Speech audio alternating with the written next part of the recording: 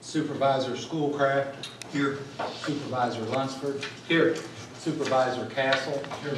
Supervisor Bates. Here. Supervisor Atkins. Here. Vice Chair Robbins. Here. Chair Kilgore. Here. And Supervisor Rivers is on the phone. You said Brian and Bob. Here. Okay. All stand, please. Let's pray together. Gracious Lord, we're here today through your grace and through your love. And we thank you, Lord, for every blessing we thank you, Lord, for the beauty and glory of this day. We are also, Lord, we're grateful to you for your presence this evening as we meet and discuss the county business. And we just ask, Lord, that you continue to be present, and may everything that we do and say be pleasing, Lord, in your sight and in your holy name. Amen. Amen. Please join me in the Pledge of Allegiance. I pledge allegiance to the flag of the United States of America and to the republic for which it stands, one nation, under God, indivisible, with liberty and justice for all.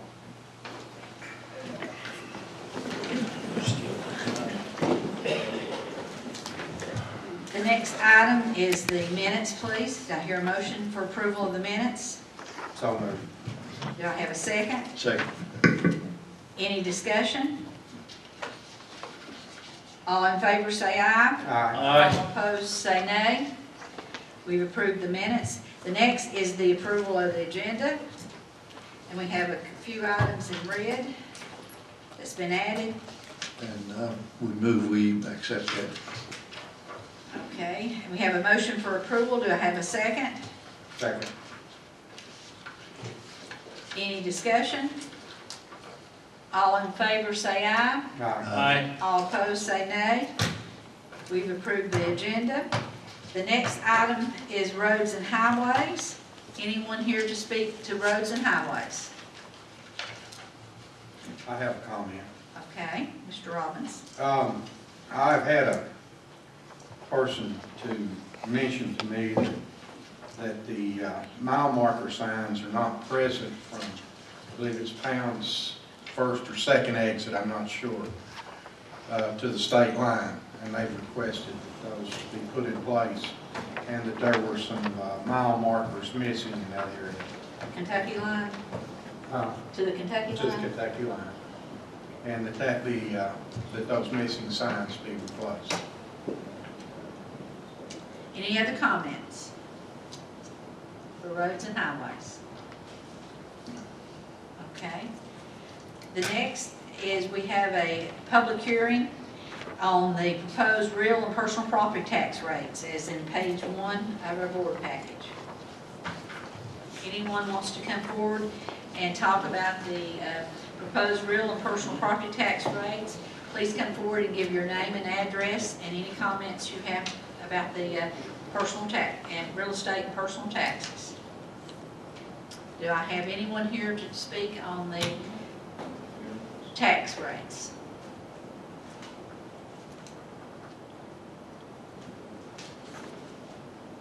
Not seeing anyone, then I will close the public hearing.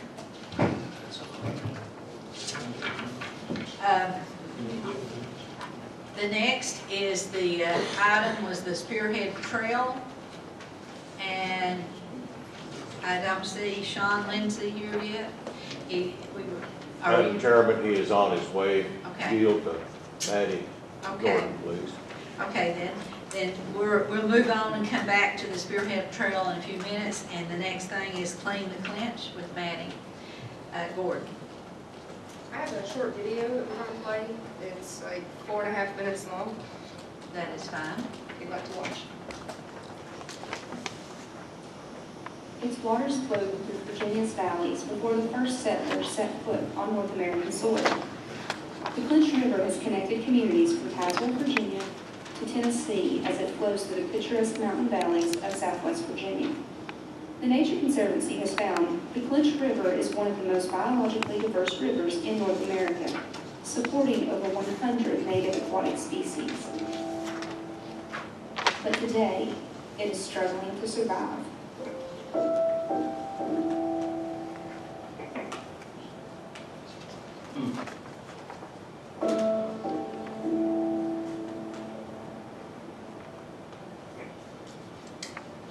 Since 2016, Stream Sweepers has been working with community partners to assess 120 miles of riverbank on the Clinch River. So with Stream Sweepers, we're going to make the Clinch River, and we are super anxious about getting the river cleaned up. Get the water, pull these tires out. You're going to see cars, tires, trash, and all sorts on the banks, on the riverbed, under the water. We're really excited.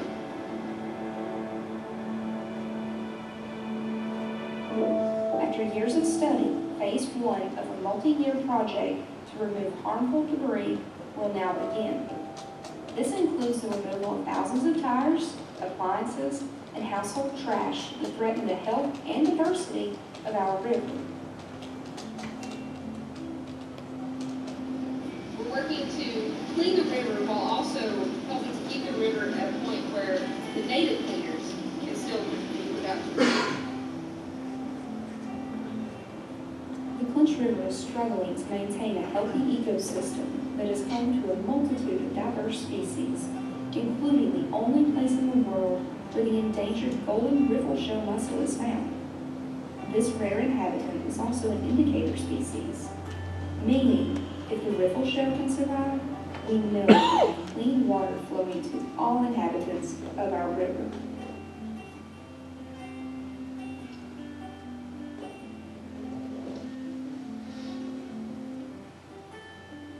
Changing our world for the better is a daunting task, but in reality, your investment of time, money, or equipment will change the course of history. We invite you to join us on the river. A renaissance is underway in Southwest Virginia. Years ago, a handful of community visionaries conceived of a future economy based off the area's scenic resources. From the bluffs and the ledges of the Clinch River Valley, some of the most awe-inspiring in the Mid-Atlantic, one will be able to witness the largest river cleanup project ever attempted on the East Coast. The first piece of this new and sustainable economy. The budget for the first phase of the Clinch River cleanup, which will span some 3 years and affect 80% of the river, is $325,000. Included in this budget are funds for an anti-dumping program, as well as funds for K-12 education, so that students can come and study the effects and impacts of trash on human health, as well as the health of aquatic species. Also included in this budget are funds for a documentary which will chronicle the cleanup and the restoration and effect that it has on the people of Southwest Virginia that rely on the Clinch River. Your generosity in supporting this project will help the people, the river, and the economy of Southwest Virginia.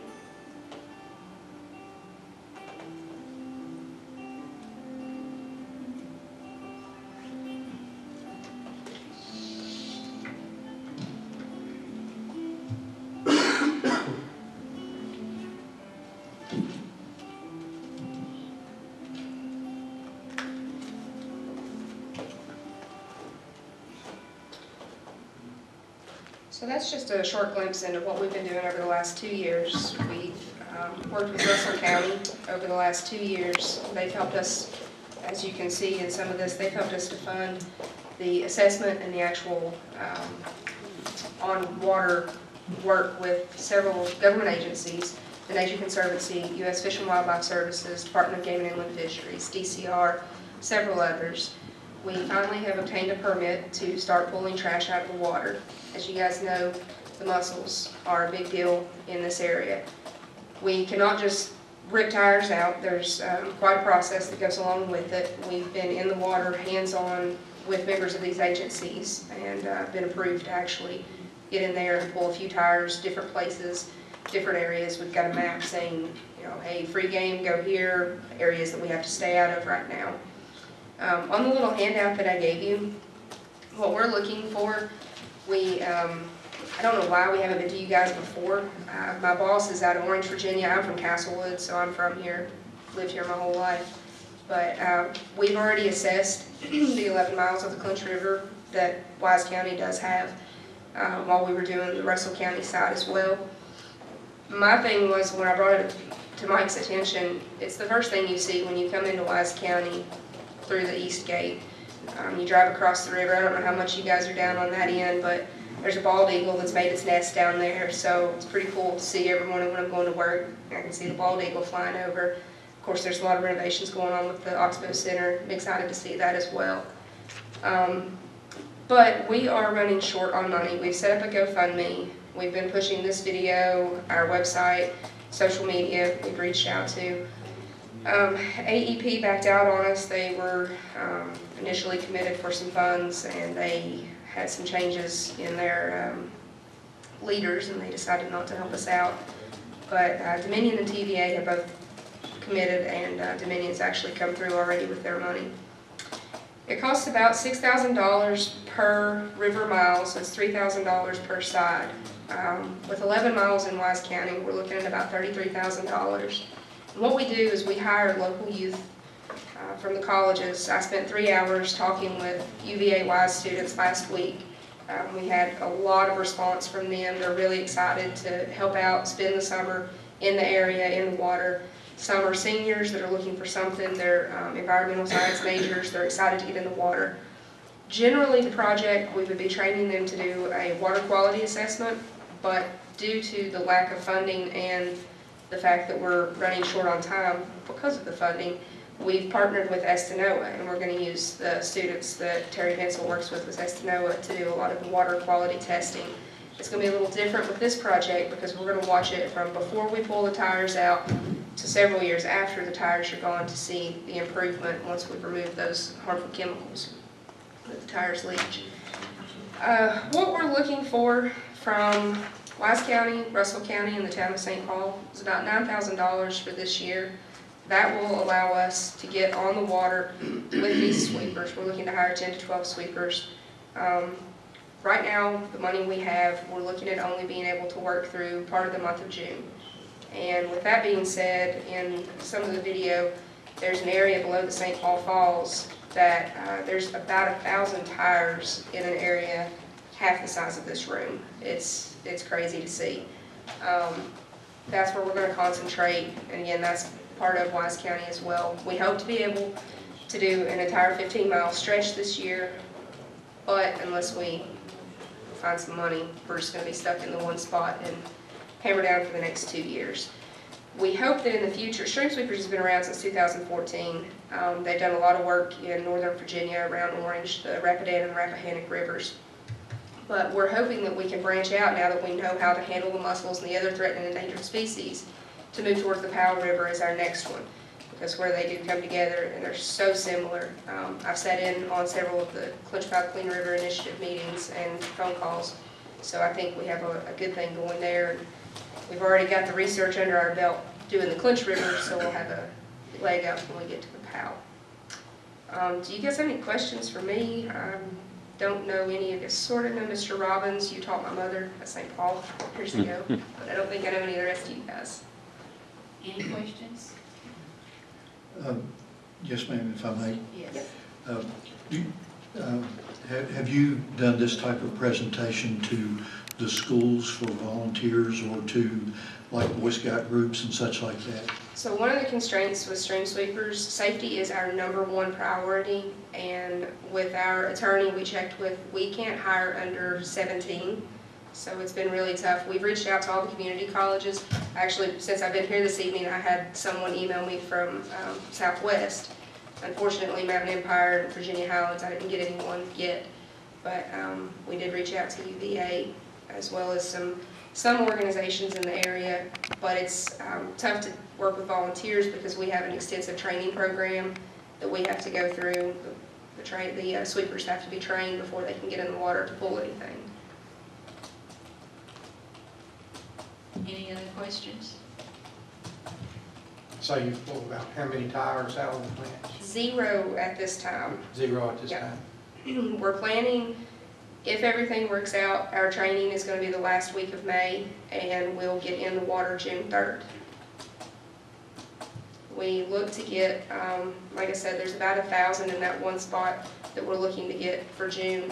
There are about 10,000 on the 60-mile stretch that we did, and that's not counting. If you guys look at our map online, there's an interactive trash map that you can actually click and see some pictures, and there's a few, you know, it's amazing to see how much trash there really is. We're talking pieces of train cars that have derailed. There's, of course, the old bridge pillars. So we're working with Dominion Power Plant. They have a volunteer crew, and they've worked with stream sweepers for several years, and they will send their volunteer crew out separately from us to help us remove any large equipment, pieces of equipment or cars, anything like that.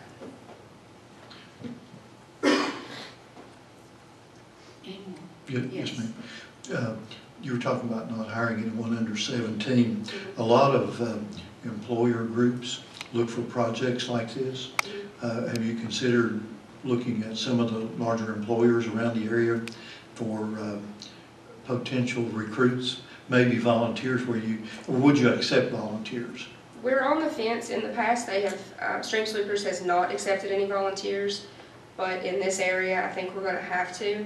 So what we're thinking is the end of August, if we can get enough people together that are interested in volunteering, we'll hold a second training session, and at that point, allow volunteers to come in.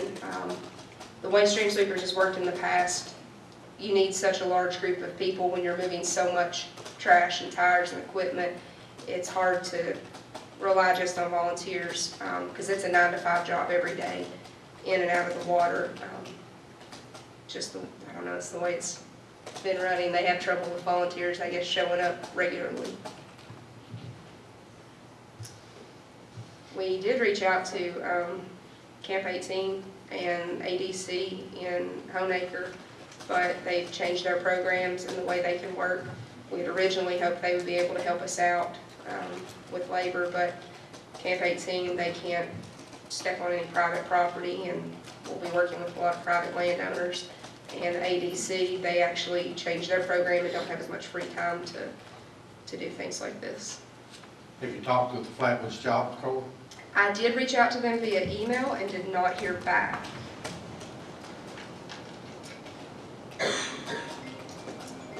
Any other questions?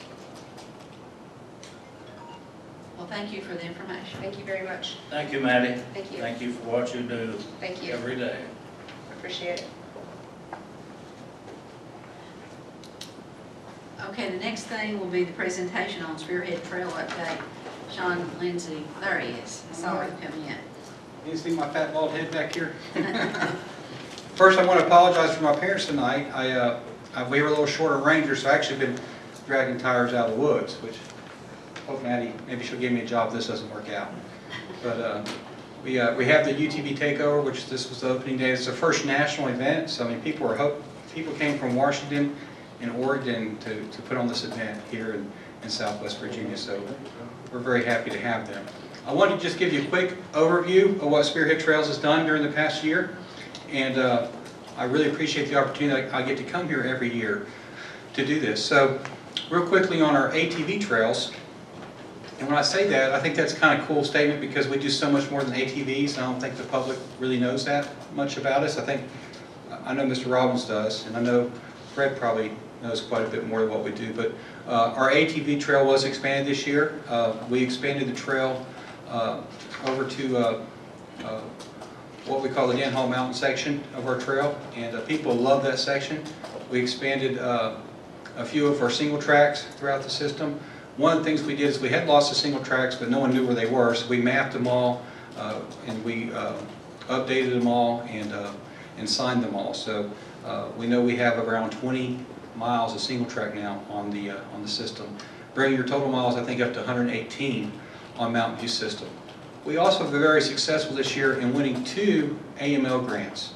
So we partnered with 2 entities. One was the Dane community in Russell County, and we won 1 grant to expand the Mountain View Trail system over into Dane. In fact, I don't know if it will have a new trail system designation but it will be connected to the Mountain View Trail system to St. Paul. Now that's really great because when we first started this business, we thought 100 miles was pretty impressive. I mean, that's a lot of miles, right? But really the marketing for 100 miles is really a weekend stay. But if you get up to 200 miles, well then you're a week stay. And so that's our next level for this ATV trail system, is go to the next level, which we're trying to achieve in a neighborhood of 150 to 200 miles, to move it from a weekend stay to a week-long stay. Also, we won a second grant. We partnered with the Nature Conservancy. We won a grant to upgrade the entire Mountain View Trail system environmental issues that we have on it. So we're hoping that will be our prize showpiece of how to do a ATV system right in regards to the environment. And both of those grants are, I believe, over 200,000. I think that combined will be around 500,000 of investments that we'll have over the next 2 years in Wise County and on the edge in Russell County on the Mountain View Trail system. So let's move to some other things that we've done. We actually have a kickoff meeting, and I know it's been slow in coming, but we won a grant almost a year ago, an ARC grant that we wrote that would benefit the towns of Big Stone Gap and Pound. In Big Stone Gap, we started on a volunteer project, actually with our Trailblazers group, which I think you'll hear about a little later, building a bicycle park and community park there in Big Stone Gap. And then we wanted to build a pump track, which is a unique outdoor activity for mountain bikes, kind of like a roller coaster for mountain bikes. And we got a grant to do that. The kickoff meeting is April 25th. We partnered with Friends of Southwest on that ARC grant, and we've just been waiting for contract negotiations, which should take place on April 25th, and then we'll get started. But we're also going to build a mountain bike pump track in Pound, and 2 access points to the Pound River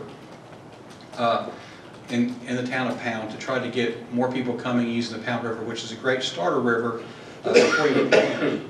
And I think people will enjoy that. Let's see, what else over that area? That same grant pays for 6 other access points on the Powell River in Lee County. So we're trying to connect our first Blue Trail, which will be on the Powell River, to Tennessee, because they have a very, very successful economic development trail down there on the Powell River, and we're trying to start there and move that up into Virginia. And so we'll be doing 6 access points on the Powell River down there. So that's part of that grant. So we've done a few other things. Some of you might know, Karen asked us earlier this year to help out with the trail, on the Buchanan Trail, which we're glad to help. That was a minor project for us, but anytime you have a need like that, please always feel free to call us. We do have people who know a lot about trails, and we're happy to assist whenever we can. Actually, just got finished yesterday with Fred. We did a grant for the town of Appalachia to turn an area of the Powell River that have about 7 acres down there into a nature play center, which is going to be, if it's funded, to be pretty incredible. And we'll keep adding till we are funded. We submitted our first grant yesterday for that. So we hope that that will be a great investment in Wise County, particularly because it may be on the future Greenbelt, and that will be one more attraction on that Greenbelt. In the area of Norton, I worked really hard with the High Knob Master Planning, mainly with Robbie Robbins, and they kind of pushed me into being a really fun position as the chair of the historical assets, and I had the best time. Didn't we? We learned so much about High Knob and the history of the area. I love history, but I'm kind of a newcomer, but I met so many wonderful people. Ernie was on that. A few others were on that, and we just talked about the history, recorded those assets, so that'd be in the plan. But more importantly, during the process, I learned a couple of really key things, some key assets that Wise County has. Number one is that we learned that U.S. Forest needs someone to come in and to help with lots of maintenance issues, and with a lot of different interactions between the different communities around High Knob. So we said we would fulfill that, and we signed an agreement with U.S. Forestry and started taking over maintenance activities on the Cheap Bench Trail, which we've done lots of cleanups, lots of maintenance activities, getting our employees trying to work with them even more. I know it's outside your county, but we did a lot of work on the Devil's Bathtub, We've blazed the Chief Bench Trail, the Devil's Loop, and we've actually working on the Stone Mountain Trail and the Roaring Branch Trail coming into Wise County. We actually took over in our reopening Cave Springs that was dropped in Lee County, and we took over maintenance in Keokee and that whole trail system going to Appalachia. We're doing the maintenance on that and blazing it and trying to get it ready. And then we applied for a grant to do that through the Eastman Foundation, and part of that money is going to be to market that area for trails. One other big thing that we did this year is that during the High Knob master planning process, a couple of very interesting things came out about our assets that I did not currently know about. One of them is that there's tons and tons of gravel trails in Scott County, 200 miles. And then around the Wise County on U.S. Forest property, there's tons of gravel roads. And so we were doing some research, and we found that dual sport bikes and Jeeps, and when I say Jeeps, I'm using the term generically, kind of like a Kleenex. I'm saying Jeeps in the terms of any kind of SUV, 4x4 truck or pickup, enjoy riding mixtures of public roads with rock and asphalt to neat places. So we all sat down together, the City of Norton, Big Stone Gap, Lennawisco folks, and Scott County and Lee County folks, and we came up with 6 routes that we're mapping right now. Jack Mack and me have been doing it, having a great time, getting lost all over the place, and discovering some really neat hidden gems within these 3 county area.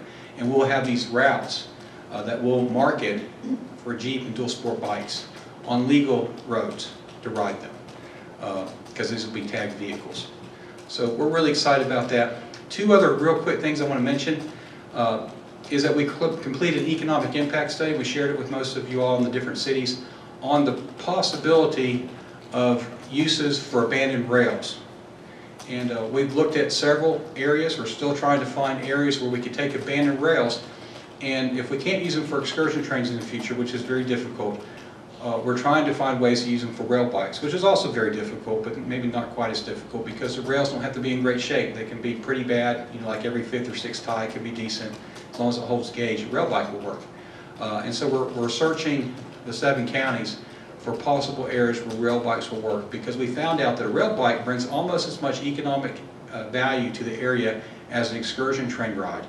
And also it brings about 40 jobs and about $5 million a year at the highest that they can be. So rail biking could become a new economy. If you don't know what a rail bike is, I'd love to take you for a ride on something we have approved to ride on.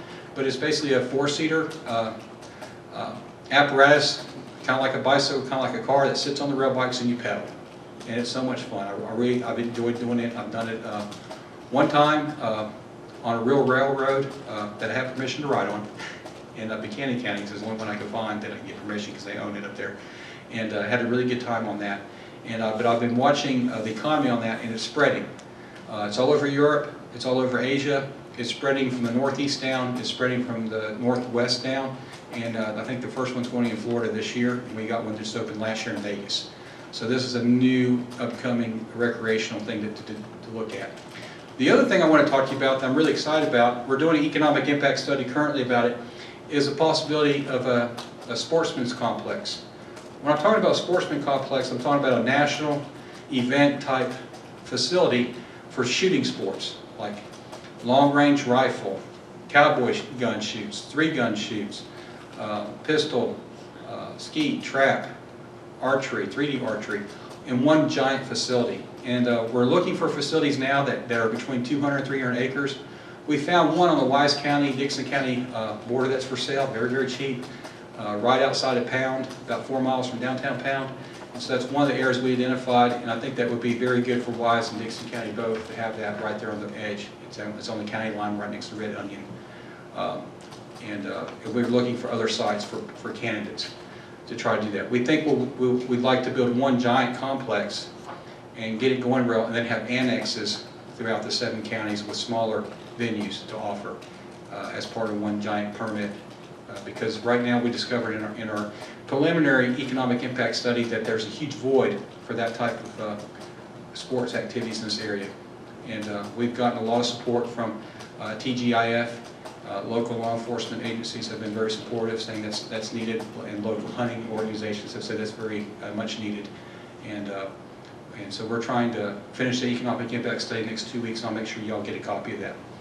In closing, I'd like to, and I'll entertain some questions, but I'd like to tell you overall what we're trying to do. So I did a post a few weeks ago, and I wanted you to, I hope you've seen that, but if not, look at it on Facebook. But we're kind of like a pyramid in steps on what we're trying to accomplish. And I think it's important that we understand the overall mission of Spearhead Trail. So the first step is just to build a trail and connect it to a town. When you build a trail and you connect it to a town, the economic impacts of that trail are realized in the town right off to help support current businesses. At the next step, we try to promote that trail through our partner Heart of Appalachia and through our own efforts and other efforts throughout the area. And then we try to get new businesses to start in those areas around that trail. And that's the second tier of what we're trying to do. But we're still, and that's where we are right now, but we're still so far away from our ultimate mission. You know, building a trail, getting businesses started. Right now we're promoting around, we're supporting around 250 businesses according to the independent economic impact study that we did. And we're bringing about $20 million economic impacts to the 7-county region and to the state of Virginia each year. And so we're very proud of that, but it's still very, very low on that pyramid at the very beginning. At the next step, we try to attach to more places. And we try to expand so we can get those week-long stays and get more and more businesses coming and get more and more local riders coming. One of the things you did last year with the other 5 or 6 counties that supported us is that you gave us $25,000, and we'll continue that program if we are funded at that level to give all the residents discounts at 50%. So this year, all the Wise County residents got a $30 permit instead of a $60 permit. What that does is attract more riders from the area to get off the outlaw trails, which are unsafe and also causing problems with those owners, which makes it harder for us to work with them later, and gets them riding those legal trails that we have, and promoting those trails, which helps increase more people using our trails. So this year, our permit sales soared up to about 43% increase over last year. So most businesses would be very, very tickled with 43% increases each year, but I'm not. I want a 50% increase each year. And so that's where I'm trying to get our organization to get a 50% increase each year until we're selling over $1 million worth of permits a year. And right now we're around 200,000. So at the top level, the peak of what we're trying to do, and we're trying to make that transition over the next 2 years or so, is we want people to start moving to this region because of the high quality of life that they have because of the outdoor recreational opportunities that they have. We want them buying properties to develop, but to live here, to retire here, to raise their families here. When we've accomplished that and we stop the population declines and we'll attract more and more industries off of that because of the quality of life, that's really the peak of what we're trying to do. And so in the next few years we'll be hiring additional employees. We're up to 14 right now, but we're trying to help real estate developers and real estate agents market properties around our trails to the people that we know want to buy them. Right now we're seeing people move around our trails in Buchanan County, and a lot more coming, and we think that will happen as we develop equestrian trails, these water trails, additional ATV trails, and other routes. That's about all I have for you. Is there any questions for me, or anything that you need that I'm not providing you in outdoor recreation? Any questions for me? You mentioned the weekend and week-long stay. Do we have any week-long stays now? We do get some, but I don't think we're getting them at the level that we'll get unless we get 150 to 200 miles on the ATV trail. I think that the average rider, if you look at our economic impact study, it's available on our website, but they will come and they want to ride, a local wants to ride about 37 miles, 35 miles a day, a local, because they're not going to be, they can come anytime they want, because locals come to our trails on average of 14 times a year. So if you get a regional person that's coming from outside our area but only staying during the day, they want to ride around 50 to 57 miles a day, okay? And they don't want to ride the same trails twice in a row, over and over again. And so the out-of-towner, the people that come and stay the night and support our hotels and more of our restaurants, they want to ride around 67 miles a day. So if you look at a 100-mile trail, you got a great weekend activity. You know, you have around 118 miles now. But to really get them to stay for over 3 days, you need about 200 miles. You know, you want to keep it different enough. You know, and once you get to about 200 miles, it takes them a long time to learn those trails and to realize they're even riding the same trails twice. I mean, I was on a trail system today, and it took me a long time to remember that I was just there about 4 hours ago. So, but that's what we want. It's a great question. Any other questions? I do part my hair in the middle in case you're wondering. The trail systems that we have are just the beginning of what we're going to develop, aren't they? Yes, yes, so we're Lot looking more at, coming. yeah, we're looking at different areas, more trails, more connections. The more communities you connect to, the more the more advantage you have in the trail system. Because what we found is every time we connected, like when we were just in St. Paul, permits were here. As soon as we connected to Cobra, man, it exploded. When we were just in Hayside and when we were just in Grundy, Buchanan County, there were two separate systems. Permits were here. As soon as we combined those together and then we connected the brakes, permit sales went up. In fact, 800% in that county just the last 2 years. That's how much more people have been riding it. Because they can go from Grundy to Hayside to the brakes. And people just love that. And it makes me a little upset because we build a lot of nice trails and they want to run the same ones all the time. And I'm going like, man, we got some nice trails, but they run these routes. And of course, the customer's always right. But I'm going like, man, we put a lot of work in these other loops. Come look at them. So we try to hide eggs, on those other trails. We try to, take pictures and say, man, we got some, check out Trail 31. It's great, and things like that. So we try to get people riding those beautiful other trails, but they love those connections. So we're trying to do as many connections as we can in Wise County as we can. One other thing I forgot to mention, we have been working a little bit more with Pound and U.S. Forest, trying to find a way to get equestrian trails from Pound to Pine Mountain. And of course, that's going to take a lot of work with U.S. Forest, or maybe even reclassify some trails to equestrian use, and maybe purchasing some properties. But we hope to tackle that. We've had so many things that we've succeeded with U.S. Forestry, but we can only have the capacity to do so much per year. Are there any equestrian trails in the Knob? On the Knob? Yes, there's lots of equestrian trails on the Knob, but the problem is that they don't connect to any towns. And so we're trying to create horse towns. And what I mean by a horse town is, just roll back the clock 120 years and that's a horse town, every town in America. And so we're trying to create horse towns again. And the first one is we'll launch that's close to High Knob will be in Dungannon. And right now we're working on a connecting route to Nicholsville. We almost have completed figuring out how to get there. We need 2 more easements actually to make it a really good trail. But we'd like to see that happen where you can bring horses into the other communities on the Wise County side of High Knob. And so we're looking for communities to say, hey, we'd like to be a horse town. But not all towns want to be a horse town. Horses leave trails of their own, and some people don't like that, but I see that as money. Any other questions? So the trail system then is not just one type of trail, it's a combination of a lot of different trails. Our mission is all outdoor recreation, which is why I was talking to you about shooting sports complexes, and I've talked to you about on-road, legal road Jeep and dual sport bikes. I've talked about rail uses in the future.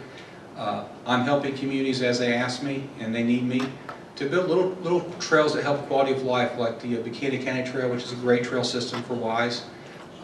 Me and Fred worked on a great project in Appalachia, which I think if we can kick that off, we'll bring people in. It targets 3 to 11-year-olds and getting families to play more together.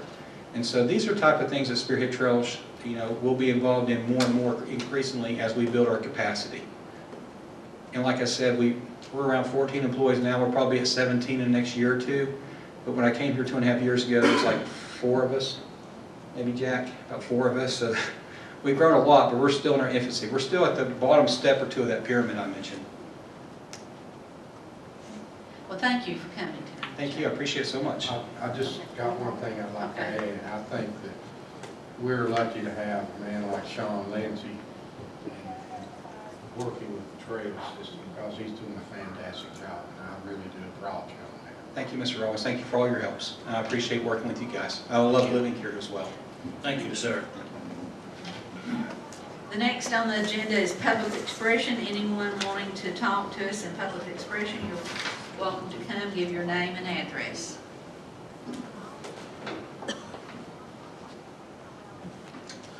Travis Anderson, 706 Kelly Street, Appalachia, Virginia. Madam Chairman, members of the board, I'm here representing the town of Appalachia tonight. in reference to a resolution that our town council, which I'm a member of the town council, passed unanimously last month, in the month of March. And I'd like to read this resolution out, please. Whereas the Wise County Board on the 30th day of October 2012 transferred a certain property known as the Appalachia High School to the Wise County Board of Supervisors. And whereas the Wise County Board of Supervisors subsequently graciously entered into a contract to the town of Appalachia so that the school building and the surrounding recreational ball fields and other facilities could be used for public purposes in order to provide the citizens of the town of Appalachia and the citizens of Wise County with recreational, educational, and other purposes. And whereas the Wise County Board of Supervisors, following the agreement, graciously and with a deep sense of and great understanding of their role as community leaders, donated another portion of the former school property, to wit the parking lot located across East Main Street, to the Stone Mountain Medical Organization, land donated so that the clinic could be constructed and that would provide valuable and much needed modern medical facility to serve the citizens of Wise County and the town of Appalachia. And whereas the town council of the town of Appalachia, the citizens of the town of Appalachia, and the citizens of Wise County recognize the desire of Wise County Board of Supervisors to continue to exhibit their excellent leadership role by providing the best services to its citizens, especially those in the economically stressed areas of Wise County, such as the town of Appalachia and surrounding former coal camps.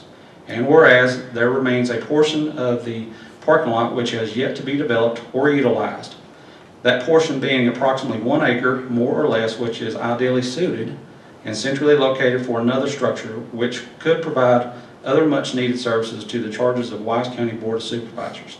And whereas the Appalachia Fire Department has been integral and essential partner for decades in providing emergency services to the citizens of Appalachia and Wise County. And whereas the organization has developed a comprehensive plan to include construction and possible funding for emergency services facility, to include a much needed helipad, which would provide swift air medical services to the area. Whereas the current emergency services facility housing the Appalachia Fire Department has deteriorated due to age and damage to the point that it is no longer serviceable or repairable, and all funds being expended at this time could be better directed to a new facility and result in possible cost savings to the citizens of Wise County. Therefore, it be resolved that the Town Council of the Town of Appalachia is hereby requesting the aforementioned portion of the parking lot as indicated on the attached schematic diagram be transferred to the Appalachia Fire Department organization, subject to obtaining 100% outside funding in order to construct a modern and much needed emergency services facility that will be a testament to the dedication and good work of the Wise County Board of Supervisors, signed the 21st day of March 2019, Town of Appalachia, Virginia, Mayor Teddy Collins. Does anyone have any questions? This is in regards to the property, of course, at the Appalachia High School, former Appalachia High School, where we're looking to construct a new fire emergency services building that will house fire, EMS, police, and we're also in our construction looking to add a office. So if the Wise County Sheriff's Department so desires to have a substation there, it will be to their use, and we'll have a helipad as well. This fire station, like I mentioned before a couple months back, will be a green firehouse. So basically what we're looking at is, like it does mention, the building we are currently in is 100 years old. It's deteriorating. Our energy cost for the past few years, especially in the winter time, has been almost $1,000 a month just in electric bills. So, which we have purchased LED, new heat pump systems and stuff like that, but it's it's going downhill fast. The building's 100 years old.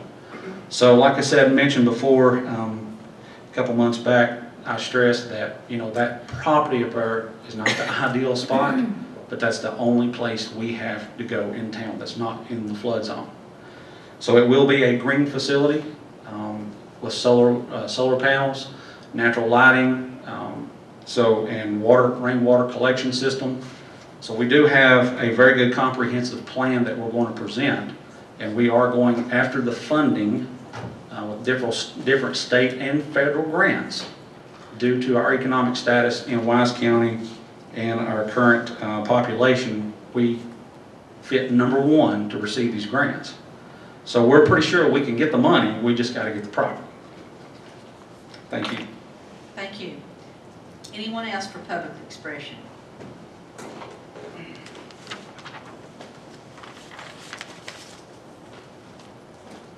Hi, good evening. I'm Mary Moses, 103 West 2nd Street, Big Stone Gap, Virginia.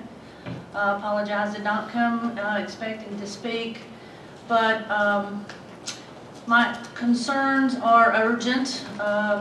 Listening to everyone speak tonight, wanting to bring people into Wise County, offering tremendous services that you've just heard about, urging people to buy property, move here. We have to be able to offer not just EMS services, we need to be able to offer them adequate health care services. So bringing all that together, I think we have an urgent situation in Wise County. We need to be able to offer our citizens contingent care. We know that there's supposed to be no services changed for 5 years, but as we've seen in the news this past week, Greenville and Tacoma hospital services have been changed, not closed, but changed. My concern is the citizen. I had to be med-flighted out of Big Stone less than 5 years ago. There was no operating equipment, such as a basic wheelchair, to get me where I collapsed in the emergency room, waiting room. And, it was in decent weather. I was not able to get to Holston Valley within the 90-minute period to receive clot busting services. And basically they had inadequate equipment at that point and was about to let me go home. But thank goodness, cardiology at Wellmont in Kingsport reviews EKGs. So before I got out of the door, they were notified that I definitely was having a heart attack, and they'd offered med-flight services, and they were on their way. So, we do need the ability to offer that to citizens. We need medical care to be able to administer to the citizens, and hopefully be able to offer that to new people who want to move into Wise County. We need to be able to promise our community that the elderly are going to continue to receive care, but we know that these services are changing. Lee County, I lived there 10 years. The rest of the time I've lived in Wise County. They've had no hospital services, and I'm thinking about the miners that are still working in surface mining, deep mining in Wise County. If we have a traumatic situation, of course they would be med-flighted out. But I worked for Wellmont during my 42 years of service, and I was the one who ordered fixed wing services or med flights over to get the trauma patients who needed care. But often, the weather is contingent on whether that's available or not. So now, Wise County citizens are facing the point of having to be transported to Johnson City, Tennessee for high-level trauma care services. I know for a fact that people in Lee County have not survived to make it to Kingsport to receive those trauma services. So, we need to be thinking ahead, and we need to be planning starting yesterday. We need to be involved with our state. We need to make sure that the laws do not prevent our citizens from receiving the care that they have expected and will continue to expect. We will not draw new people to move into this county unless we can offer adequate care and adequate services through our school systems. So, I implore you to reach out to, the state lawmakers who are now considering, whether or not this merger will go through. And, it's a monopoly. We're all aware that a monopoly is not going to offer better care unless the people demand it. So, if we sit idly by, they're going to continue to close our facilities and offer basic services. And me, for one, having to use those services in a life-threatening situation 5 years ago when we didn't have the merger. What are our citizens going to be facing when this goes through? So I implore you to be involved, you know, through the abilities that you can speak out and become involved to make sure the citizens of Wise County receive the care that we should be receiving. And appreciate your attention and thank you very much. Thank you. Anyone else for public expression?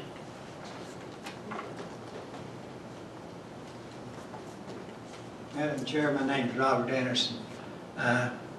Just going to have to apologize. Travis had to leave. We've had a head-on with a motorcycle and a car right outside of Appalachia Bridge. So he had to leave. I didn't want y'all to think he just got up and left, you know, but it's an emergency, so he got up and left. Thank you. Thank you. That's what I was thinking when he left so quickly that he may have to go. So thank you for telling us. Anyone else for public expression? Anyone else? We're not seeing anyone else. I will close public expression at this time. Thank you for coming. The next thing is the consent agenda. Do I hear a motion for the approval of the consent agenda? Motion to approve as presented, Madam Chair. Do I have a second? Second. Any discussion? All in favor say aye. Aye. All opposed say nay. The next is the unfinished business, an old business, and that is the resolution to setting real and personal property taxes on page 13 of our package. We have those rates and information. Do I have a motion to get it on the floor? So moved. Is that motion to set the tax rate Yes, at 69 for real estate, $1.65 for personal property, it is. $1.41 for machinery and tools per 100 assessed value, merchant capitals at 2.85, mobile homes at 0.69, real property 0.69, personal property at $1.65, and merchant capitals 0.62, and all those are per $100 assessed values, the rates. All right. What'd you say first? I don't have anything on my paper. Repeat those. Okay. Real estate. Real estate is 0.69 per 100 as assessed value. Personal property is $1.65. What was personal property? Personal property was $1.58. It's up 7 cents. Everything went up 7 cents. Machinery and tools, $1.41, which stayed the same. Merchant capital, 2.85, it stayed the same. Mobile homes, with an increase of 7 cents per 100, is now 69 cents. And public service corporations, the real property is 0.69 per 100 assessed value. Personal property is $1.65 per 100 assessed value.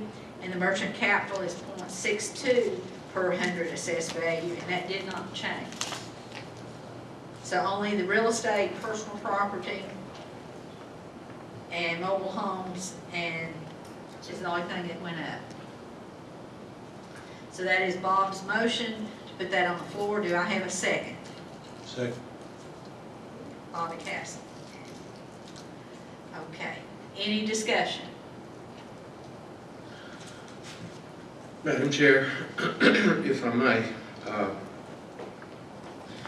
this real estate increase, we have that broken down to 7 cents. Mike, if you could give us tell us what that is, where each penny is going. Okay, the first 3 cents of that is scheduled to be put back for the debt service that we have for the school system bonds. And as you all are aware, at the current time, we are paying primarily interest only on those bonds, and their payments will be going up. They're going up $660,000 this fiscal year 20, and they'll be over $1.5 million higher than what they are now by fiscal year '24. So 3 cents is going towards being able to pay those debts as they come along. 2 cents of that is also geared towards debt, but that would be debt that we encumber for county facilities that we are looking at the need for in the future, which include social services, the health department, county offices, school board office. Would also clear up space for expansion of the court system within the existing courthouse. The other 2 cents is to cover our shortfalls in the existing budgets as they stand right now.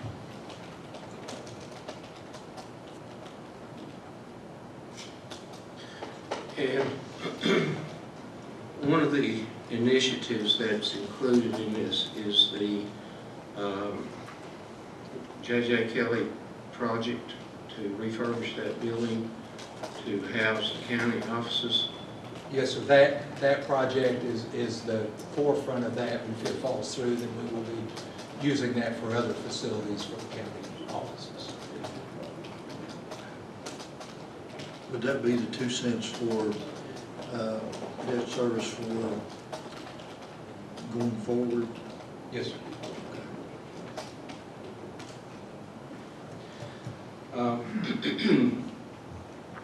It's been brought to my attention that there's an interest in that particular piece of property, possibly by UVA Wise to tear down that building and build a new facility for postgraduate students. You know, I'm all about being fiscally responsible. We all know that UVA Wise is an economic engine here in this county. It would seem to me that a better investment would be to allow that to happen in lieu of the county taking over that property just to move offices. And I understand the crowding problem. Since part of this tax increase includes that J.J. Kelly initiative, I would prefer to see it go in another direction. So since it's a part of the complete puzzle, I cannot and will not support this tax increase.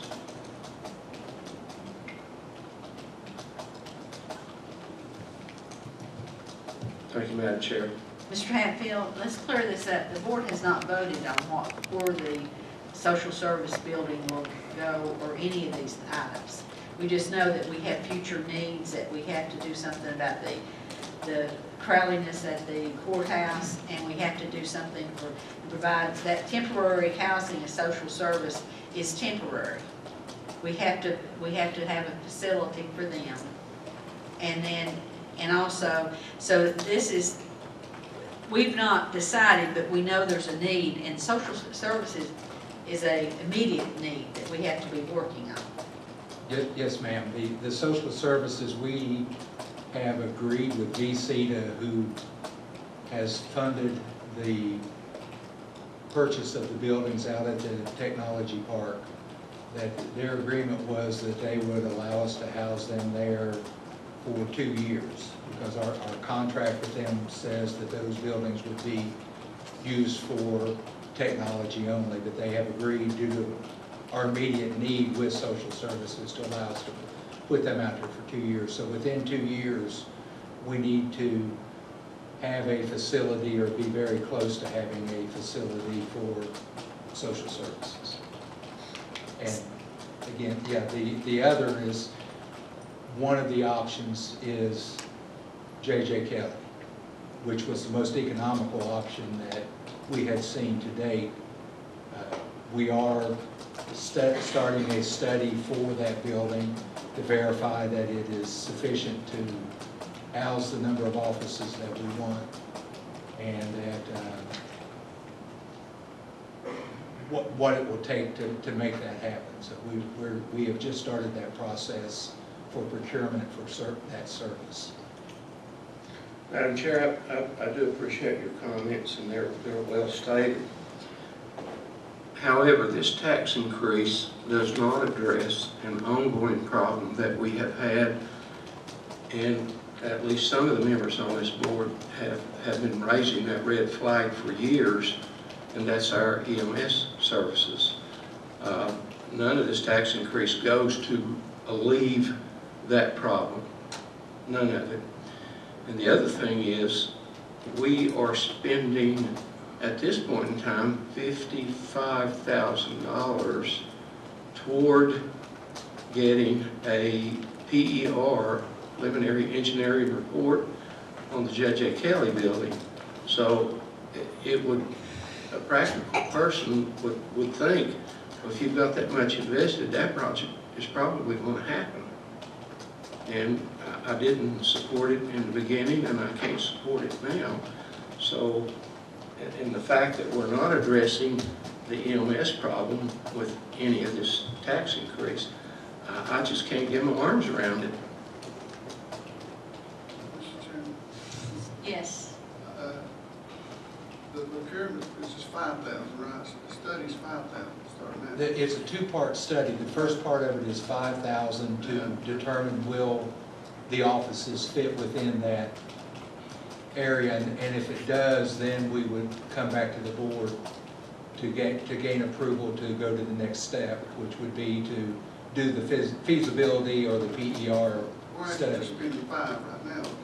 Right. So we're not actually spending 45 or 55. See if the other thing is desirable. Right. And then we'll make a decision at that time. So I mean, we've already spent 95 off on spending. Says to be clear about that, it's just 5 right now. Yes, sir. Madam Chair, how serious is UVA wise about this proposal for instance? Is this just something that they're planning down the road, or The graduate school they're planning on, that's something they really want to do, and I think the state government is behind them on that at this point. The J.J. Kelly site was just one of the potential sites that they were looking at. It was an inquiry after a preliminary meeting just to see if the county was interested in doing that. So it's not by any means a done deal if we go that route. It would take some time and some work. It would also be something that, according to the people I've talked to at the college, that it's not something that's going to happen. The new buildings wouldn't happen real quickly. They want to start the process on the campus that they have now, and as it grows, so we then talking they about 5 years down the road or so? Yes. If. Well, it was an inquiry is all. It was just an inquiry. It was not any plans. And we're not deciding what to do, where to put social services tonight. We're not deciding anything. We're just trying to, but we have a 2-year window, and if we're going to issue debt instruments, it is a savings if we do it at one time in a package. Madam Chairman? Yes. Mr. Lunsford's point's well made. You know, when we first started looking at this, there was no consideration for UVA-wise being interested in the J.J. Kelly building. And that has come up now, and I think that we probably should pursue that before we look at passing a tax increase on that to cover that. And it may be down the road, but I think it's very well worth pursuing.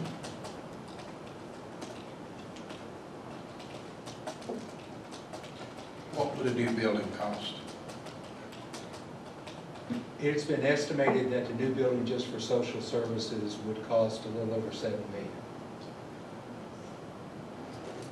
And it's been estimated that a new court facility building, which a study was done in 2009, that estimate is approximately 12 million right now. And the social services has to be done within 2 years. Yes, ma'am. Question on social services. How much money would social services be applying to this?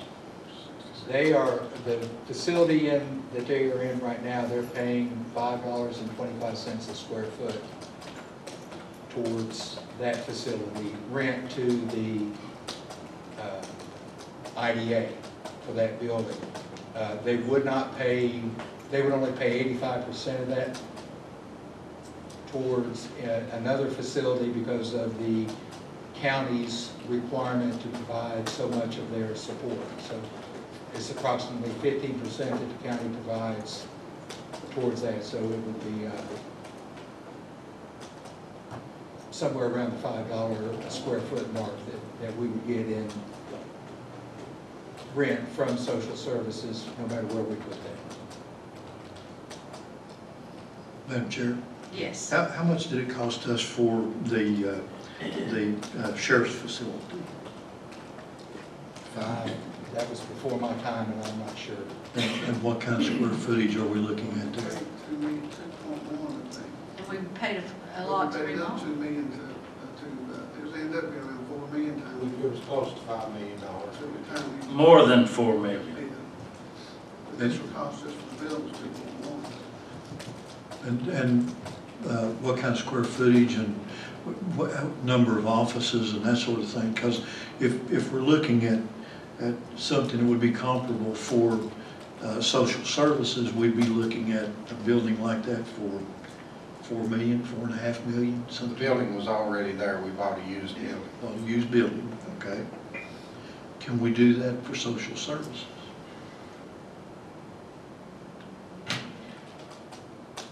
We've looked at buildings already, we've looked at several. Madam Chairman? We've really not found anything. Yes. Mr. Rivers? I'd like to enter a comment. Based on the motion on the floor, we would bring in $24,876,621, just on what what the proposed increase is. That's half of what I understand we need to make a balanced budget. I have not had the opportunity to see the rest of the revenues, how they're projected. If I just go on last year's, they're roughly 22 million. This will give us over $48 million. I don't think we need this. I don't want to take money out of taxpayers' pocket any sooner than we have to. I think, yes, we ought to look at what we're doing with J.J. Kelly and UVA Wise. I cannot support this type of increase, not knowing what the rest of our revenue is going to be. This is going to give us $25 million, half of what we said. Surely between state, federal, and other taxes, we should be able to operate Wise County. Now, I've heard the comment, well, some of the figures were wrong on last year's projection, so we're short $1.5 million. Well, if we start pointing the finger, when there was a mistake, there's 3 fingers pointing back at us. My comment is we need to look internally. We need to look at these additional revenues from state and federal before we set any tax rate. So with those comments, I cannot support a 7-cent increase as is proposed. Thank you. Madam Chair, if I may, we go through this process every year with this budget, and we make requests to all the departments to participate in reducing their budgets. And we all know that some departments do, and most departments don't participate in reducing their budgets. As a matter of fact, they come and ask for more. So now the shoe has dropped. We're $1.3 million short this year. Next year, it's going to be 1.5. That's a total of, what, 2.8? And yet, we here have the chore of causing these departments to reduce those budgets, and we don't get it done. So we give money back, for instance, to the school board. The school board's got to participate in this more so than they've ever done. And I'm all for education. But we cannot continue to place tax burdens on the citizens of this county unless we have our house clean. And we're not there. And we keep glossing over. We've had every bit of this conversation, and nobody, again, has said anything about this looming problem we have with EMS. That shoe is ready to drop. And if this county is forced into taking over that emergency services, you talking about being in a hole, we'll be in a big hole. So unless we can figure out some way to cut our own expenses and take care of our EMS services, I can't support any kind of a tax increase. That's just going after the citizens. And they get nothing out of it. No improvements. Can't go with it. I would like to say, if we don't have a tax increase, we will have a shortfall in the budget. And we will have to cut, and everything will have to be cut, including EMS. And how can we possibly afford to do that? We've got to maintain the level of service we have now, but there's needs.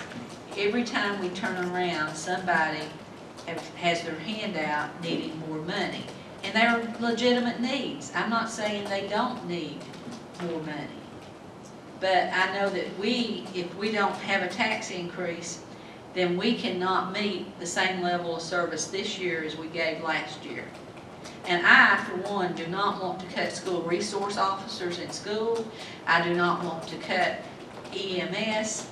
We cannot cut our services, but we need 2 cents of that just to keep our head above the water and be at the same level we are today. So, and we know that we have to have a facility for the social services, and 2 cents of that is going for the building. And we have to build that building. Social services is important to this county. And the number of participants in social services is growing. We need a better facility than we had 10 years ago.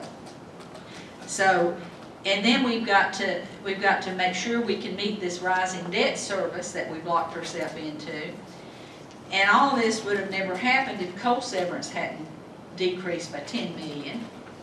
But we're in this situation, and so this is how we maintain our head above the water and meet the obligations we have. Because I want to make sure the citizens in Wallace County does have EMS, and the social services has a facility that is safe and productive workplace for them, and we don't want to default on our debt that we already have. And that's what we're trying to do tonight. We do not know where this building will be for social services. We may have, rather than putting everybody in one facility, we may have one for the court and one for social services.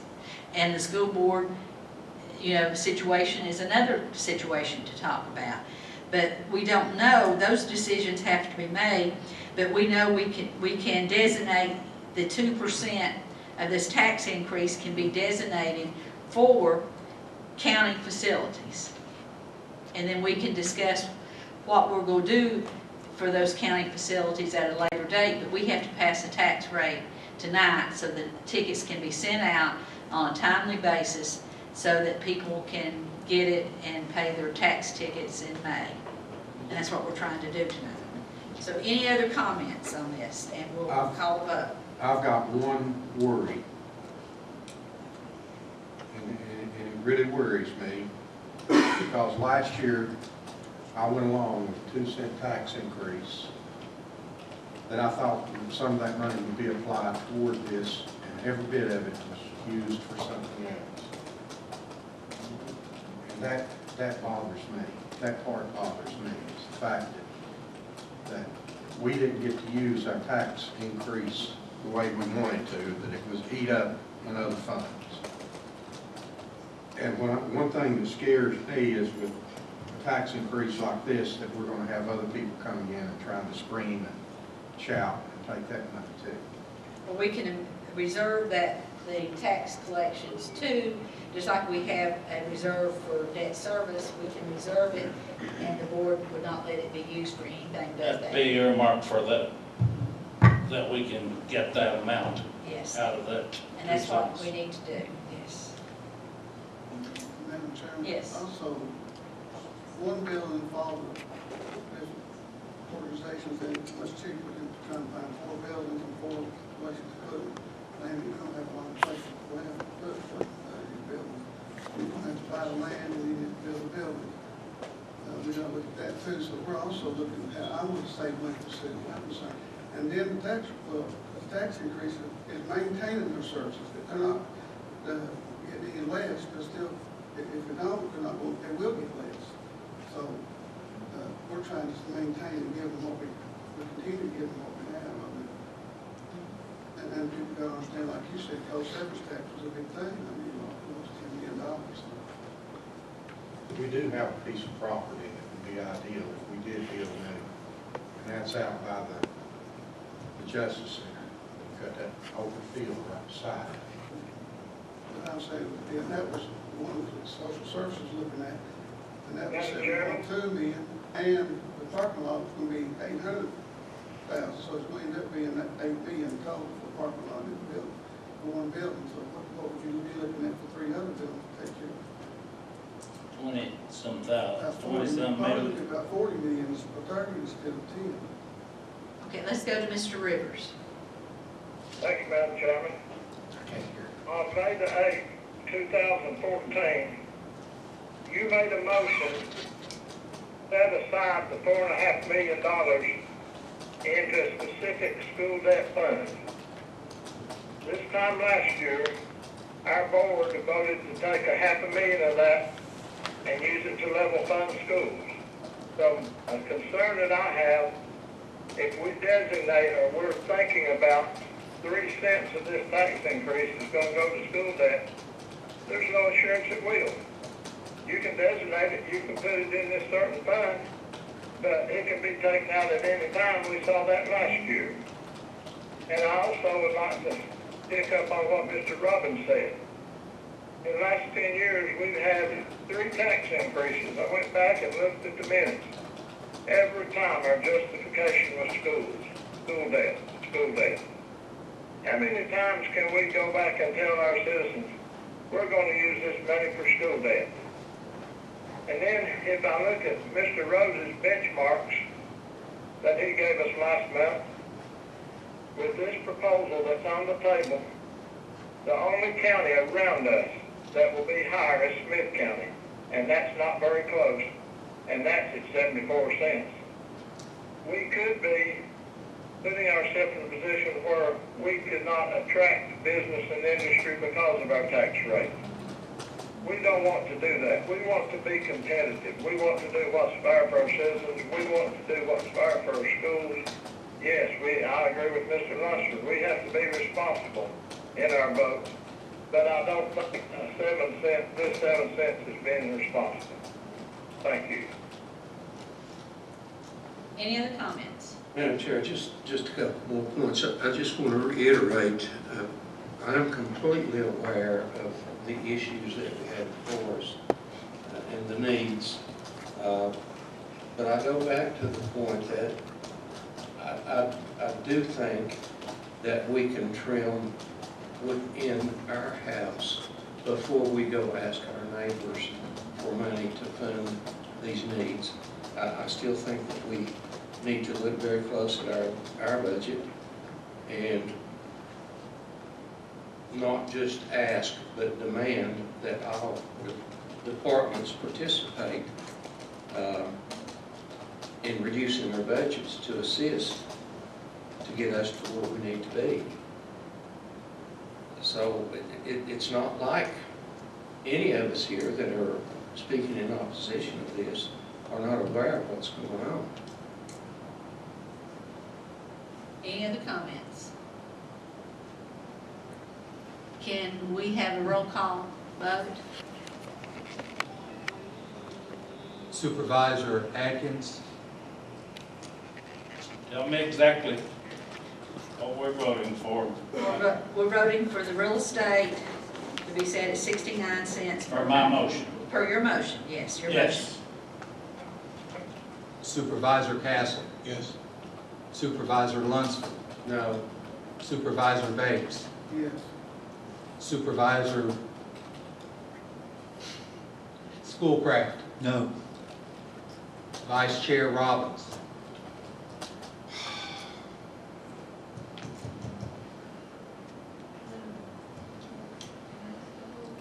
If that 2 cents that we stipulated not to be used for anything else, and it's guaranteed, I'll vote yes. If it can't be, I'm voting no. You can make a That- motion. That has to be part of it. I would like to, can I make that motion later? Yes, but we gotta get through this motion. Ask Mr. Rivers on the telephone. Supervisor Rivers. No. Chairman Kilgore. Yes. So we have 5 yes and 3 no's. It carries. Now I'd like to make a motion. Can he make that other? How do I have to do that? Mr. Robbins vote no. No, he voted Yes. My vote is contingent upon this 2 cents being used. You'd have to vote no, and the motion would fail, and you can make a new motion. Or if you abstain, it looks like with the votes that are out there now, it would pass. So if you vote no, then the motion fails, and a new motion could be made with the stipulation of 2%, and then that could be voted. 2 cents. Okay, I'll vote no. And now I'd like to make a new motion that we accept this 7 cents with 2 cents of this being set aside strictly for, what is it, social services? Debt service. Debt service. Debt service. Debt service. It has to be that 2 cents goes directly for the debt service. Do I have a second on that? Second? I will second. Okay, so we have a motion and a second. Now, any discussion on this? Yes, ma'am. Yes. If we're going to put stipulations on it, I want to bring up the fact that we passed a resolution some time ago with regard to our total severance for a percentage of that money to be set aside for rescue squad, EMS, and demolition. Now, I think we have an estimation of how much money that's going to be, and what was that, Mr. Hatfield? Approximately $300,000. $300,000.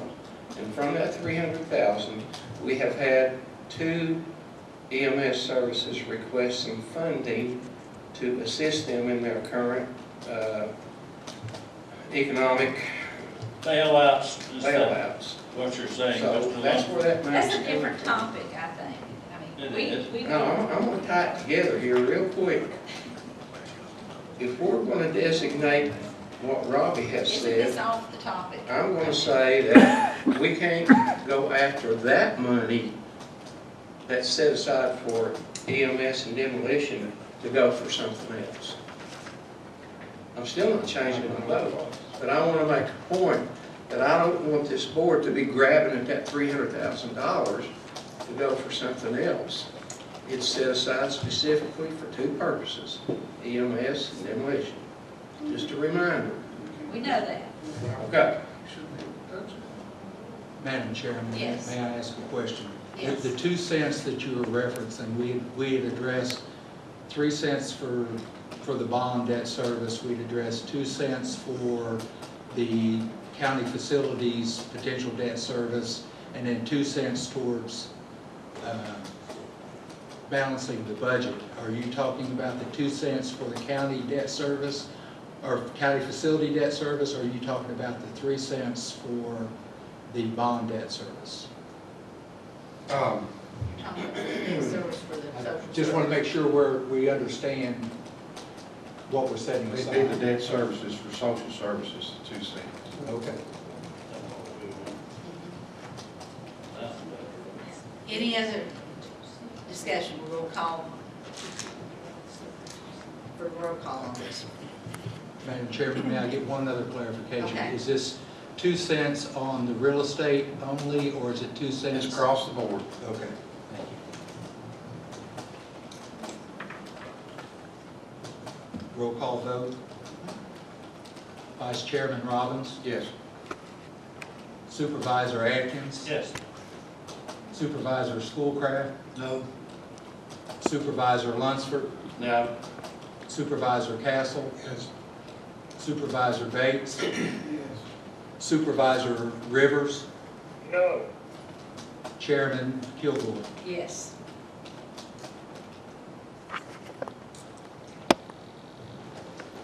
Thank you. The next thing is the health department lease, and we're required to provide facilities for the health department also. And that's our next topic. Mr. Hatfield, you want to talk about that? Yes, ma'am. We've been contacted by the health department to update our lease that we have with them to meet the current requirements that we have, or that they have as a state agency. And Ms. Mullins and I have been working with Richmond, with the group that handles the leases for the state, on getting a lease. In your packet, there is a draft of a lease that has been prepared and sent back to the agency in Richmond.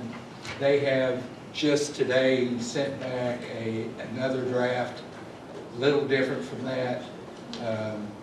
We have 2 options with tonight. I would request that either the board authorize Ms. Mullins and I to continue negotiating with the state of Virginia to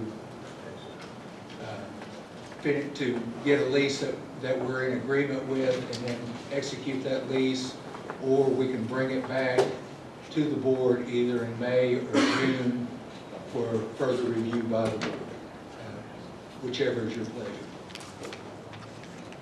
It does not take effect until July 1st. We have nothing to lose, correct? Or we can authorize them to negotiate All right. a lease, or we can wait and vote on final. Which do you all want to do?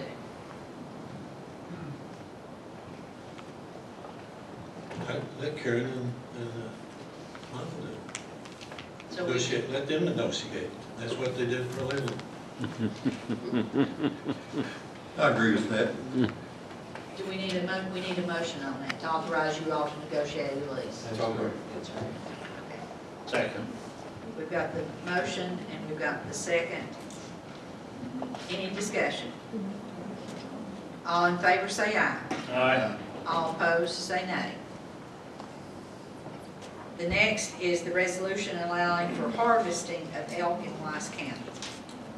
And we've got a revised motion in our package that was given out tonight. I've read this, and I think it's a good resolution. And I would recommend that the board pass this resolution, and that this resolution be sent to all of Southwest Virginia's delegates, and ask the state of Virginia to make sure that, to try to make sure that we would be included with the rest of the state. This resolution covers the concerns of a lot of people in Wise County who depend upon farming for their business. and their livelihood, and this has the potential of costing more than they would be able to absorb in some instances. Could we, Mr. Hatfield, can you explain what the main purpose of this is? That we were designated that we will be in an elk management zone? That is correct. There are 3 elk management zones that were designated by the Game and Inland Fisheries. Those 3 counties that make up that zone were Buchanan County, Dickinson County, and Wise County.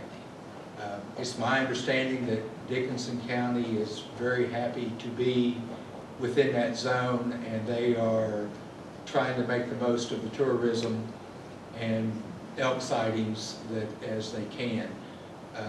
It's my understanding there has been some dissent from Dickinson County, and there has been a lot of dissent from Wise County. Well, you said Dixon County first, you meant Buchanan. Yeah, Buchanan County, I'm sorry. Buchanan County wants the elk. Dixon County and Wise County boards have expressed that they do not want them because of the damage to the agriculture. And in 2009, this board sent a resolution to Game and Inland Fisheries asking that elk not be introduced into Wise County. I recall that very well. And this resolution is to ask that we not be included in the management zone. And by not being included in the management zone, it would allow for the hunting or the harvesting of elk during deer season, the same as it would for a deer. So you made the motion, Robbie? I made the That's motion. what we want, isn't it, Rob? Yes. I'll second that. And just one thing I'd like to Okay. add. Robbie made the motion and John seconded it, so we're for discussion. Okay. Okay. Went back and looked at some of the things that they did when they introduced the elk here. And they went through several diseases that if those elk had the diseases, they were turned away from Virginia. I did come across one that was called infectious bovine rhinotracheitis leptosporius. And it causes high fever and infections in cat. Bovine means cattle, by the way. And it caused diseases in cattle that can lead to death in several different types of cows. And that is, they were allowed to translocate those elk into Wise County, into Virginia. Let me change that, into Virginia. You can lose your whole herd, can't you? You can lose the whole herd. You could, it has the potential, they could possibly do that. It's just not, and they've not listened to us when we sent comments in and everything else. We've just not been listened to. Just a point of clarification for my sake. We are currently a part of the management program. Yes. The zone. We're in the We zone. are. We are in the Yes, management we zone. are, which means that the taking of an elk can only be during deer season. No, sir. It If cannot I might be taken explain. at all. It's never can be shot until they tell us it can. So if we come out of the management, does that mean They could be hunted during deer season. just in deer season or any time? Correct. Deer season. Madam Chairman, if I might, the purpose of the management zones is to increase the herd. And what they would do within those zones is they would allow no hunting until the size of the herd got up to a certain population. And then they would start allowing hunting up to a point where it managed the herd as opposed to eliminating it. But being outside of the management zone allows for the hunting during deer season the same as you would for a deer. So if you have a license to hunt a deer, you would have a license to hunt an elk. Well, they didn't listen to our first request. I don't think they're going to listen to this one either. Well, They probably we need to won't. let our voice be heard. Call for the vote. Okay, let's do a roll call on it. Vice Chairman Robbins, Yes. Supervisor Schoolcraft, Yes. Supervisor Lunsford, Yes. Supervisor Castle, Yes. Supervisor Bates, Yes. Supervisor Atkins, Yes. Supervisor Rivers, Yes. and Chairman Kilgore. Yes. Okay, the next, do we need to have a break? Do you all need a I break? would like one, just Okay, let's straight. take a 10-minute break, okay? Okay, we're gonna start back. Everybody, the board members have all returned. The next item on our agenda is the discussion of the Spearhead Trailblazers request for assistance. Do I hear any motion or anything? Madam Chairman, I'd like to make a motion, we table this till we start working on the budget, The expense side of the budget. expense side of the budget. Do I have a second? Second.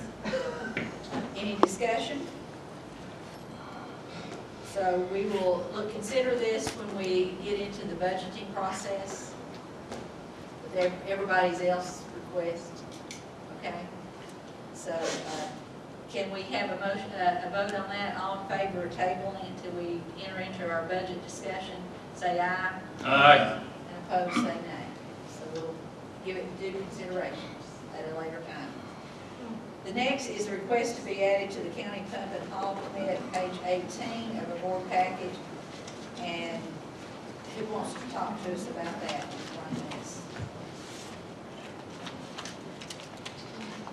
Ms. Mullins and Mr. Hatfield, how do you, You're talking about setting a public hearing?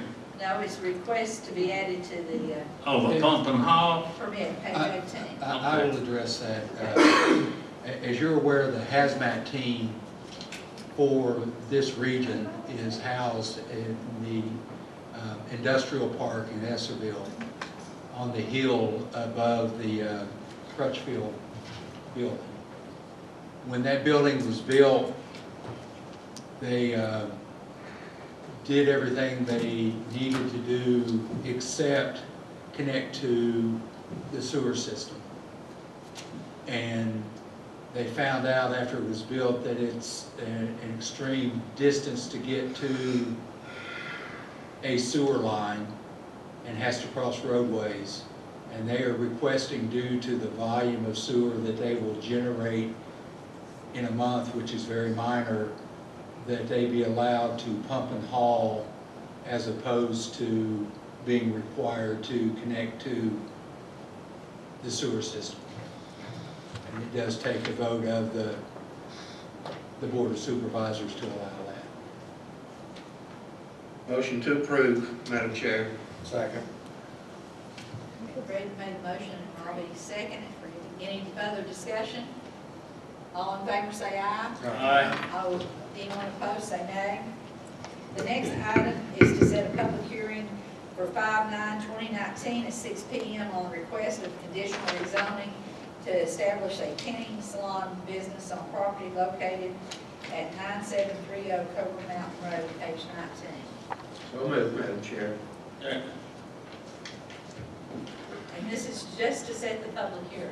Yes, ma'am. And Fred made the motion and Bob seconded.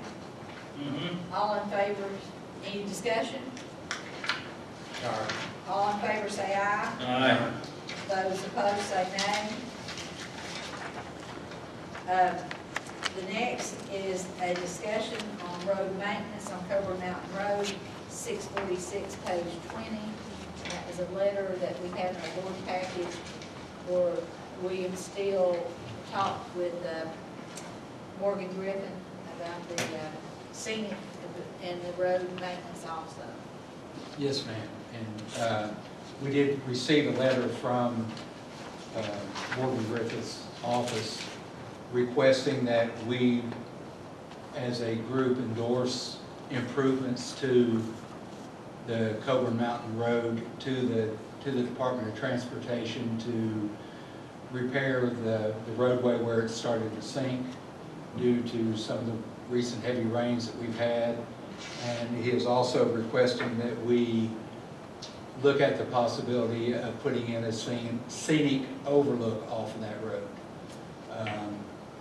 Again, this is a state road. There's really nothing we can do ourselves other than endorse to the Virginia Department of Transportation the need to do these things. Yes. William still called me, and he said that Major, I know he talked to y'all too, I think. He said that Congressman Griffin said that he probably could find some money for the scenic overlook. That's what William said. He didn't in the letter, but he had told him, I tried to get a hold of Michelle Jenkins, but I could never, she never. She's no Ms. Jenkins is no longer with Michelle's the gone. congressman. We have no person there. Okay, well, the guy answered the phone, said she was out one week and then she'd be back the next. And she did call me, but I never did. I didn't want out or something. And then I tried to call her back. I guess she left. But he just said that he thought there was money there for the city overlook. It didn't take a lot for a kiosk to be put there.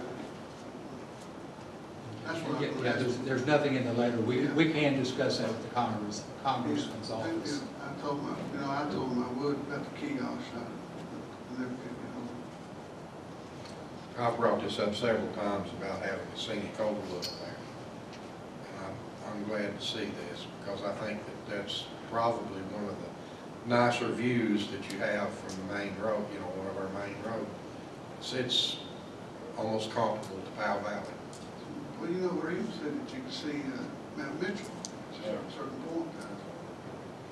He talked about road maintenance. Are they going to be some major road maintenance? Because 23 coming from Pound, coming up the mountain, the right-hand lane, it's very rough, and it still dips for that fell in during all that rain. Are they plans on that?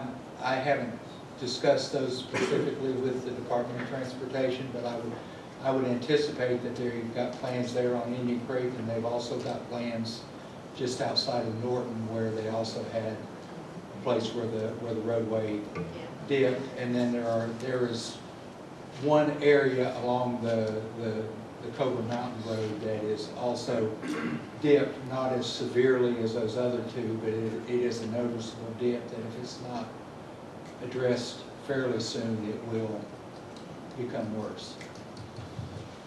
Need a motion on this particular issue? I don't think we have anything. If you all give us direction, we will prepare a resolution for Next the month. May meeting, and then you all will need to vote on that. So if there's a consensus, we will prepare that resolution. I think so. The next item is the budget amendments on page 21. Motion to approve. Madam Chair. Okay, do I have a second? Second. John was the second on that. Any discussion? All in favor say aye. Aye. Opposed say nay. The motion passed. Next, we have our April appointments. They're on page 22. And the first one is to replace Charles Bennett that has served many, many years on the social service board. Madam Chairman, I'd like to make a motion that we appoint Wayne Wheatley to that board. Is that a motion Yes. or a nomination? No, that's a motion. That's a District 4 appointment.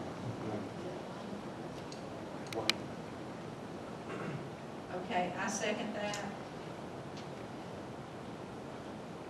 Any discussion?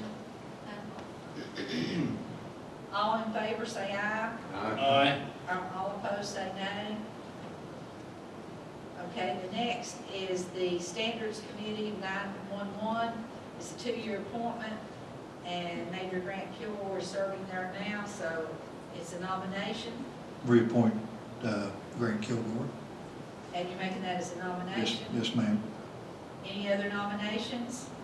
I'd like to make a motion that the nomination cease. Do I have a second on that? Yes.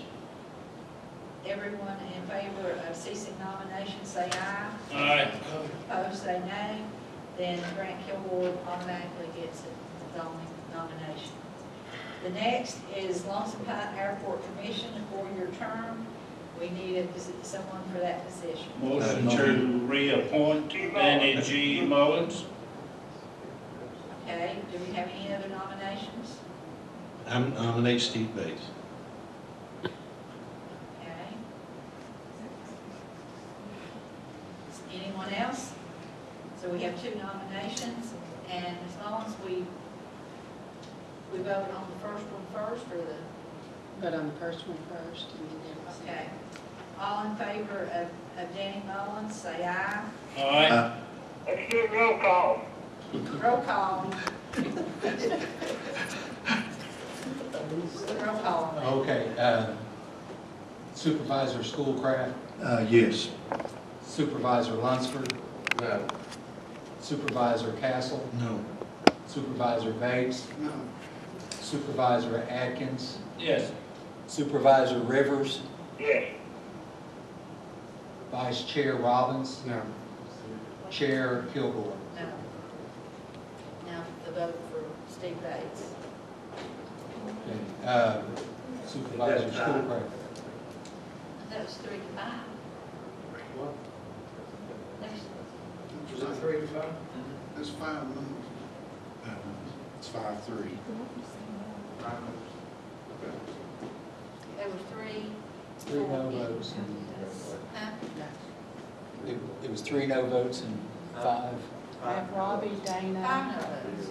I mean, 5 no votes and three yes votes. Okay. 5, no. 5 For Danny, no against Danny. Okay. Now you vote. Now we have to vote on Steve Bates. Steve Bates. Supervisor Schoolcraft, Yes. Supervisor Lunsford, Yes. Supervisor Castle, Yes. Supervisor Bates, Yes. Supervisor Atkins. New vote? Yes, sir. Yes. Supervisor Rivers. Question to Madam Attorney. Yes. Are there qualifications required for that board? There's no restriction on the qualification other than being a resident and a voter in Foz County. I vote yes. Vice Chair Robbins, Chairman Kilgore. Yes. Okay, the next appointment is a nomination. For you that time. I already promised. Congratulations, Bates. Okay, the next thing is Transportation Highway Safety Commission, and we need to be a county representative, so we need a nomination on that. And exactly what does this person do? So this is recreation. Karen, what does this person do Recreation Authority. No, on the Transportation Safety Commission, Highway Safety. Highway Safety. I'm not sure other than attend the meeting with the VDOT, Okay. because I've not been a part of that committee. Okay. Need a nomination. Anybody has a nomination? And it has to be somebody from the county?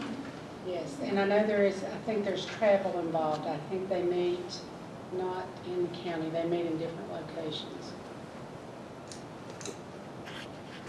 Do you have a recommendation, Mr. Catfield? No. I know Steve Bates does, I can tell by the way he's looking at me. Steve Bates. Well, we got him running everywhere. I was trying to think of anyone else. I'm not sure who else within the administration office would have experience with the Department of Okay. Transportation. What about Mike? I'm not sure. We do have we do have a list of the other people that serve on that board, if you'd like us to pull that out, or if we need to set it over until our May Yeah, let's do meeting, that. we can give you more information about how often they meet, where they meet, and the purpose, and it said they don't meet very often. They need to bring things to VDOT that needs to be checked into and that type of thing, but they haven't met in a long time. They've not met in a long time. A long time. Then maybe Mr. Catfield can handle it if they don't. Think about it, we'll do it next week. It's been very, very seldom over the years that they've met. All right, I'd like to make a motion that we table this until we find out more information next month. Second. Okay, and that was Fred second? Yes, ma'am. Okay, so Robbie made the motion and Fred second. And all in favor of table and say aye. Aye. Recreation Corporation Authority, District 1. Madam Chair, I would like to appoint Mr. Brian Phelan to that authority. Do I have a second on that? Second. Okay, Fred and Bobby Castle seconded. Any discussion? All in favor say aye. Aye. All opposed say nay. Okay, We're Do I getting have- JH, Huh? getting JH back. Okay. I got my liquor in that. I thought you staggered because he was.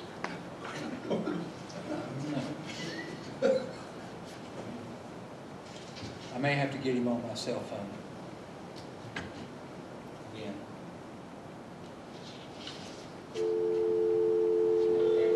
So that you don't get outside line. Well, it's just now. Hi, JH, I've got you on my cell phone, but you're still at the board meeting. Okay, Bob made the motion to come out of closed session. I need a second, please. Second. Any discussion? All in favor say aye. Aye. We need certification read. Madam Chair, I move to approve the resolution certifying that only further business matters lawfully exempted from open meeting or as were identified in the motion convening the closed meeting were discussed or heard by the Board of Supervisors. I will second that. Now, we need a roll call. Yeah, he said it. so- He moves, I second. Okay. Okay. Supervisor Lunsford, Yes. Supervisor Atkins, Yes. Supervisor Castle, Yes. Supervisor Bates, Supervisor Schoolcraft, Yes. Supervisor Rivers, Yes. Vice Chairman Robbins, Yes. Chairman Kilgore. Yes. Madam Chair, I make a motion to amend the agenda to include a request made by the Appalachia Fire and Rescue. I will second Mr. Lunsford's motion. So we have a motion, we have a second. Any discussion? All in favor say aye. Aye. All opposed say nay. Madam Chair, I make a motion to approve the request, the funding request made by the Appalachia Fire and Rescue. Second. Okay. So that was made by Fred and second by John. Anybody, any discussion? All in favor say aye. Aye. And any other business? Then we need to have a county administrator. Okay, I am going to give an update on Sunset Digital. We are working with them on their franchise agreement, and I hope to have that agreement ready to bring to you all by the May board meeting.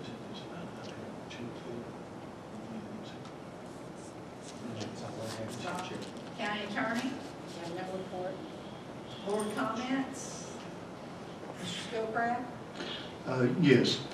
When you look at the tax increase that we wound up approving this evening, I believe that there's money available that we can meet the needs that we have. And if you look at the report, the DAV report from Mr. Rose, I think there's money available there that will help us meet our budget. Thank you. Mr. Lunsford? I probably said enough tonight, so thank you. No more. Mr. Castle? No. Mr. Bates? No comment. Bob? Nothing here, thank you. JH? Thank you, Madam Chairman. I've got 2 or 3 items probably for mine. I've had comments and concerns in my district about what we're doing on recycling, on plastic and paper. If you could just give us an update, if we've made any changes or if things are staying like they are. Yeah, if I might, Mr. Chairman, we have do have an issue with plastic whole campaign and recycling, and because of the fact that China has quit accepting plastics, and they were 95% of the plastic market, we have no market in this area for plastics. The group that we took it to in the Tri-Cities has closed down, and there's nobody else that is close that does accept recyclable plastics.